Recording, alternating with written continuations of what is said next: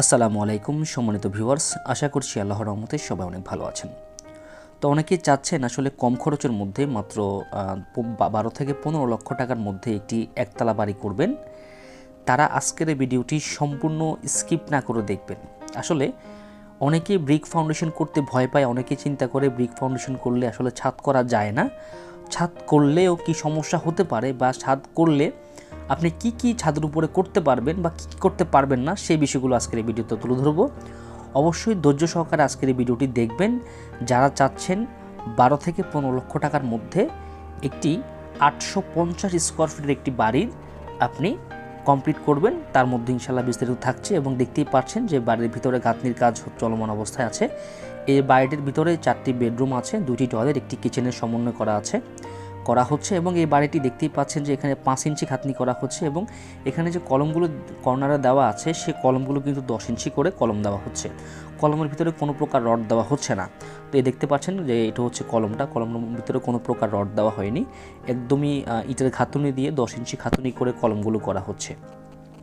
তো অনেকেই প্রশ্ন করতে পারেন বা অনেকেরই মনে প্রশ্ন জাগতে পারে যে আসলে এটার মধ্যে ছাদ দেওয়ার পরে যে কতটুকু ঝুঁকিপূর্ণ হতে পারে বা কতটুকু টেকসই হতে পারে। তো সেই ক্ষেত্রে আমি এটাই আপনাকে এতটুকুই বলতে চাচ্ছি যে আসলে আপনি এই বাড়িটির মধ্যে যদি ছাদ দিতে চান সেই ক্ষেত্রে একটা রিস্কের বিষয় থাকবে। যদি আপনি ছাদ না দেন তাহলে আপনি 3.5 ইঞ্চি থেকে 4 ইঞ্চির একটি ঢালাই করতে পারেন, যে ঢালাইটা আপনি ছাদ ইউজ করতে পারবেন বা ছাদ ঢালাই দিতে পারেন।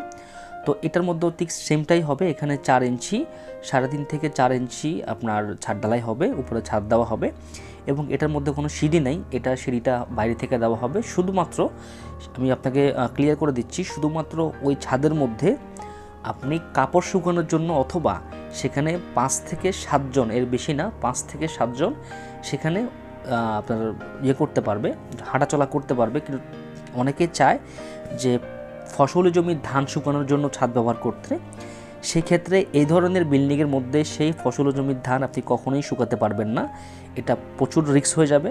তো আসলে আমরা যখন ডিজাইনগুলো করি আমরা এই বিষয়বস্তুগুলো একদম বাড়ির মালিকের সাথে ক্লিয়ার কাট কথা বলার পরে আমরা এই বিষয়গুলো ক্লিয়ার করার পরে কিন্তু আমরা ডিজাইনগুলো করে থাকি। তো বন্ধুরা, এটার মধ্যে যে 4টি বেডরুম আছে, বেডরুমগুলো সাইজ দেওয়া হয়েছে 10 ফিট বা 11 ফিট করে এবং 2টি বাথরুম দেওয়া হয়েছে 4 ফিট বাই আপনার 5 ফিটের মধ্যে 2টি বাথরুম আছে এবং একটি কিচেন আছে যেটার সাইজ দেওয়া হয়েছে আপনার 4 ফিট বাই আপনার 5 ফিটের মাঝে। তো বন্ধুরা, আসলে এটা অল্প জায়গার মধ্যে কম খরচের একটি ব্রিক ফাউন্ডেশনের একতলা বাড়ির ডিজাইন। তো যাদের বাজেট কম, যারা চাচ্ছেন ব্রিক ফাউন্ডেশন দিয়ে একটি ছাদ দিবে মাথার উপরে, তারা চাইলে এই ডিজাইনটি ফলো করতে পারেন। এই ডিজাইনটি ফলো করলে আপনারা হাইস্ট আপনার সর্বোচ্চ 15 লক্ষ টাকা, সর্বনিম্ন হচ্ছে 12 লক্ষ টাকা, এর মাঝামাঝি আপনি টাকা খরচ করলে আপনি 4টা বেডরুম দিয়ে আপনি এরকম করে আপনি 850 স্কোয়ার ফিটের একটি বাড়ি আপনি কমপ্লিট করে ফেলতে পারবেন। আর এখানে যেহেতু আমাদের কোনো রড লাগছে না, প্লাস হচ্ছে আমাদের এখানে উপরে কোনো টিনের খরচ নাই এবং আপনার 4 ইঞ্চি ছাদ ঢালাই করতে আপনার কত টাকা যাবে সেটা আপনিও ভালো জানেন।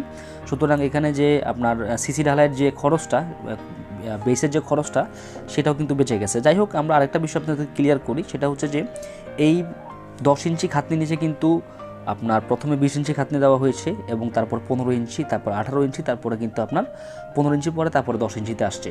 তো যাই হোক, আপনারা কিন্তু করার সময় অবশ্যই 3 ফুট গভীর থেকে এই খাতনিটা তোলা শুরু করবেন। প্রথমে 20 ইঞ্চি, তারপরে আপনার 15 ইঞ্চি, তারপরে 10 ইঞ্চি, আপনার এভাবে খাতনিগুলো উঠবে।